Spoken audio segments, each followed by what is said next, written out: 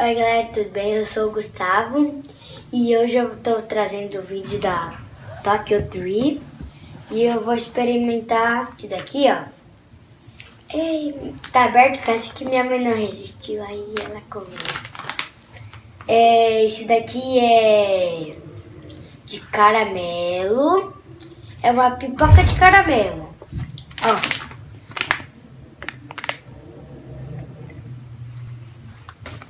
Edição especial de Natal.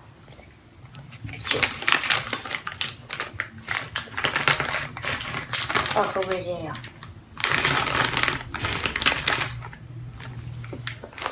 Ih, caiu. Vamos ver se ele é bom.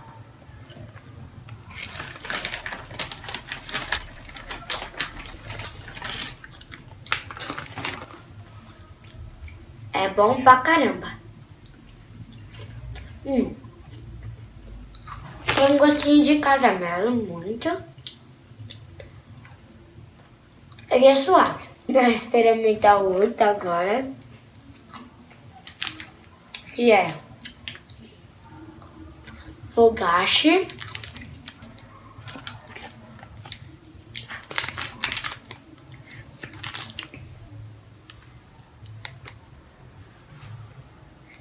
É o Fugashi Snack, edição de Natal. Agora eu vou experimentar ele para ver como ele é.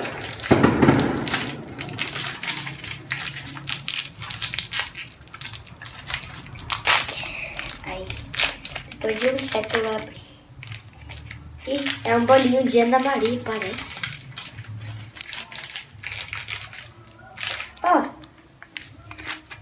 parece um bolinho de Ana Maria mesmo. Agora eu vou experimentar.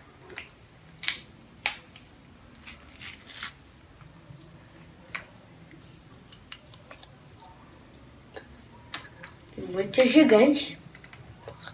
Parece salgadinho, ó, como ele é por dentro.